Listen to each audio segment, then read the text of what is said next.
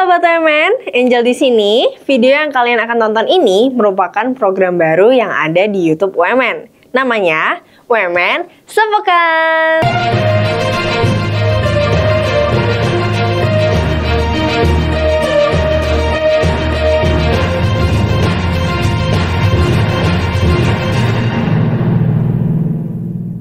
Nah, UMN Sepekan ini akan membahas seputar kegiatan, prestasi, serta berita terupdate yang ada di UMN selama seminggu ini.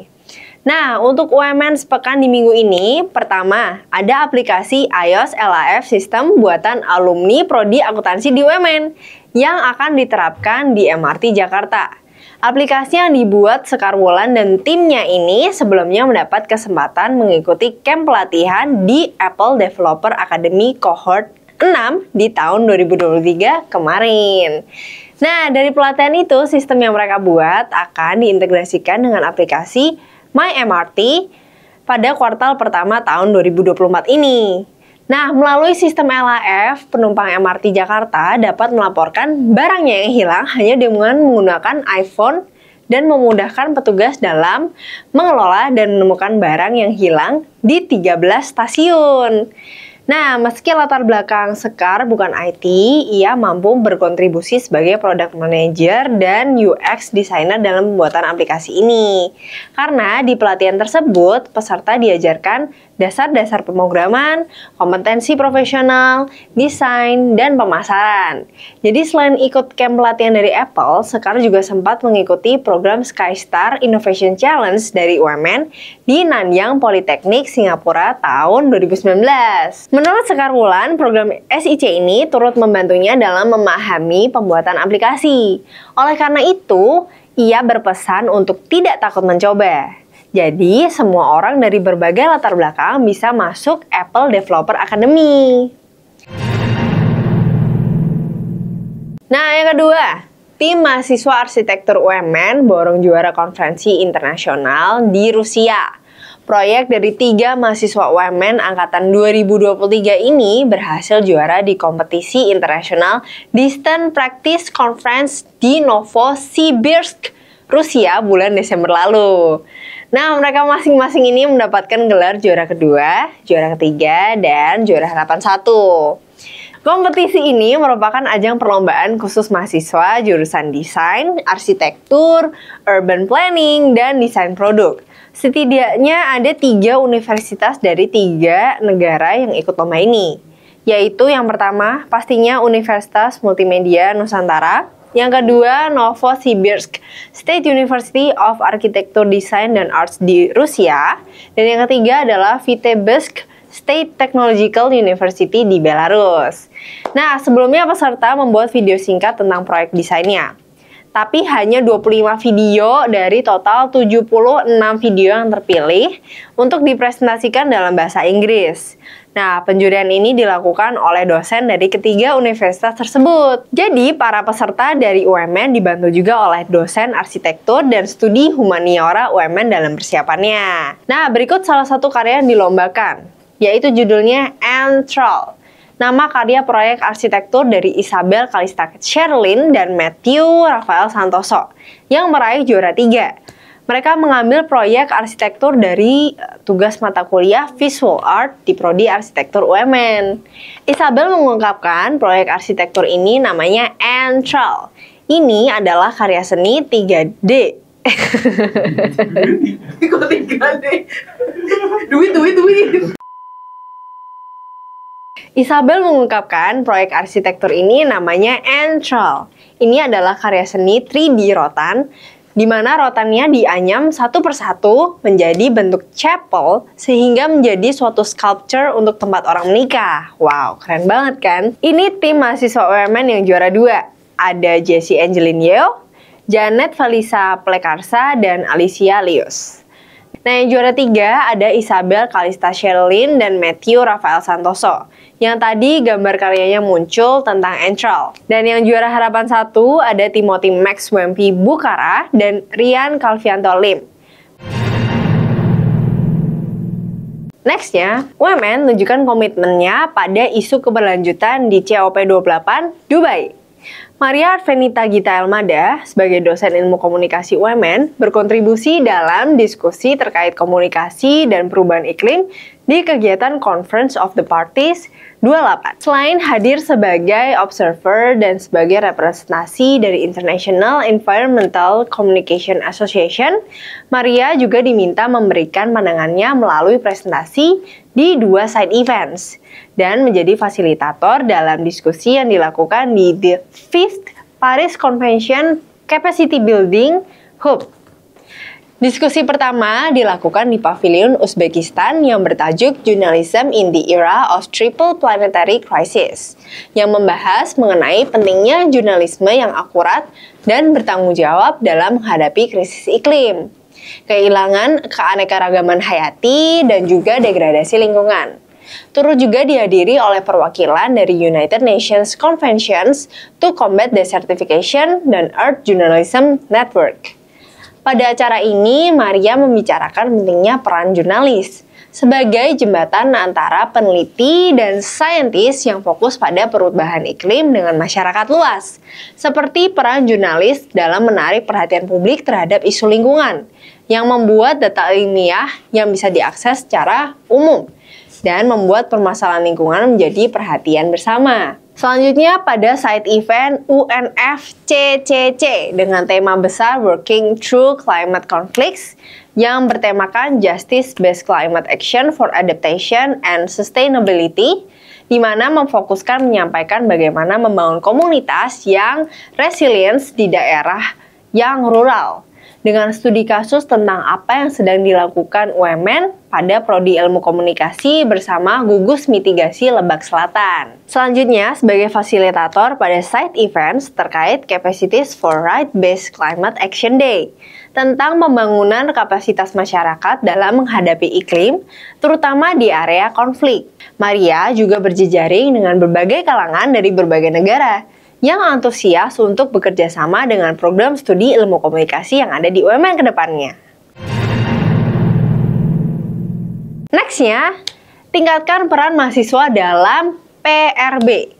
UMN berkontribusi pada penyelenggaraan The Third International Workshop atau Training on Youth and Young Professionals in Science, Engineering, Technology, and Innovations for Disaster and Climate Resilience.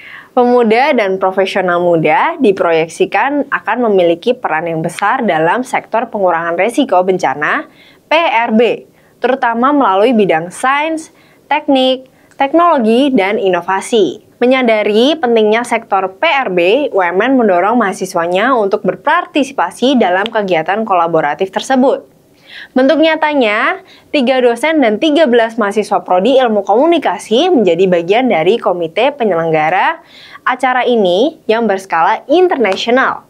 Kegiatan berlangsung dari tanggal 4 sampai 8 Desember 2023 yang diselenggarakan oleh UNESCO, BRIN, dan You Inspire Alliance, didukung oleh berbagai kolaborator, salah satunya UMN. Kegiatan ini bertujuan untuk memperkuat peran YYP dalam pembangunan resiliensi kebencanaan melalui sains, teknik, teknologi, dan inovasi, serta mendiskusikan solusi potensial untuk masalah kebencanaan yang ada, serta memperkuat kolaborasi lintas batas dan multidisiplin untuk PRB di Asia dan Pasifik. Secara khusus akan membahas isu-isu ketidaksetaraan, kerjasama antar daerah, dan internasional. Ada 111 peserta yang tergabung dalam kegiatan ini, berasal dari negara Afghanistan, Asia Tengah, China, India, Malaysia, Maladewa, Mongolia, Nepal, Nigeria, Filipina, Timor Leste, Vietnam, dan Laos. Faktor pendorong UMN mengirim perwakilan mahasiswa untuk kegiatan ini adalah karena peran mahasiswa sebagai pemuda dan juga praktisi komunikasi yang krusial bagi perkembangan aksi dalam bidang PRB di masa depan. Hal tersebut juga ditekankan oleh Sekretaris Program Studi Strategi Communication UMN, yaitu Irwan Fahrudin. Kegiatan ini merupakan bentuk kontribusi UMN dengan memberikan platform bagi mahasiswa dan dosen dalam kegiatan penyadartahuan dan peningkatan kapasitas pemuda atau profesional muda dalam tata kelola PRB. UMN berkomitmen untuk senantiasa ambil bagian dalam kolaborasi lintas sektor, lintas lembaga, dan antar negara dalam mewujudkan kesetaraan kemampuan menghadapi masalah bencana dan iklim global melalui praktik dalam peran Tridharma, penelitian, pendidikan, dan pengabdian kepada masyarakat. Kelompok mahasiswa UMN terdiri atas Jason Adiwimarta Torar, Rebecca Amanda, Cindy Oktaviani, Dina Mulyani Cahyadi, Fancy Winly Putri, Hani Melakarin, Jocelyn, Raden Kairunisa Nurbaiti, Sharon Go, Cindy Monica, Stephanie Shannon Lee, Feren Patricia, dan Ferlin Hidayat. Mereka berperan sebagai divisi Public Communications yang bertanggung jawab juga atas fungsi media relations dan sosial media, seperti penyusunan dan publikasi rilis pers, penyelenggaraan konferensi pers dan talk show di beberapa media, pembuatan konten plan media sosial, produksi dan publikasi konten media sosial. Ke-13 mahasiswa UMN ini dibimbing oleh 3 dosen prodi ilmu komunikasi yaitu Irwan Fahrudin, Maria Arvenita Gita Elmada, dan Nathaniel Antonio Parulian. Selain itu, mereka melakukan kunjungan ke BPBD DKI Jakarta dan TWA Mangrove Angke Kapuk untuk melakukan penanaman mangrove. Yang terakhir, pengabdian kepada masyarakat dari 3 dosen UMN mendapat dana hibah dari Direktorat Akademik Pendidikan Tinggi Vokasi. Program pengabdian kepada masyarakat buatan tim dosen UMN ini tergabung dalam satu kelompok yang berhasil mendapatkan dana hibah sebesar 36.388.000 dan penghargaan sebagai Best Presenter. Tim dosen tersebut diketuai oleh Yonita Alexandra sebagai dosen prodi perhotelan dengan beranggotakan Dinar Ajeng Kristianti sebagai dosen prodi sistem informasi dan Ringkar Situmorang dosen prodi perhotelan. Acara ini berlangsung di Grand Hotel Semarang pada hari Senin 18 Desember 2023, di mana komunitas akademisi, peneliti, dan praktisi bidang pendidikan tinggi vokasi turut berkumpul di acara ini. Pengabdian kepada masyarakat yang dibuat oleh tim dosen UMN berjudul Pemberdayaan Kemitraan Masyarakat sebagai pendamping strategi bisnis kuliner berbasis teknologi informasi pada UMKM BUMDes Serdang, Tirta Kencana. Bentuk pengabdian yang dibuat berupa program-program pelatihan, pemberian alat, jurnal, dan lainnya. Yonita mengungkapkan dalam seminar hasil hibah penelitian dan pengabdian, kami para dosen vokasi dari berbagai bidang dipertemukan dalam satu wadah, sehingga kegiatan berjalan dengan menarik. Hasil presentasi kegiatan penelitian dan pengabdian dosen vokasi lain juga sangat memberikan inspirasi, karena memberikan gambaran vokasi Indonesia dari sudut pandang keahlian yang berbeda-beda. Rangkaian acara ini terdiri dari sesi diskusi, presentasi, dan lokakarya. Acara berlangsung dengan sukses, dan diharapkan seminar ini akan memberikan kontribusi yang signifikan bagi perkembangan dan peningkatan kualitas pendidikan tinggi vokasi di masa yang akan datang. Nah, itu tadi berita-berita tentang UMN. Kalau mau tahu UMN lebih lanjut, kamu bisa langsung cek aja di www.umn.ac.id. Dan jangan lupa untuk follow semua media sosial dan pantengin terus semua media sosialnya UMN ya. Sampai jumpa lagi di UMN Sepekan berikutnya. Bye-bye!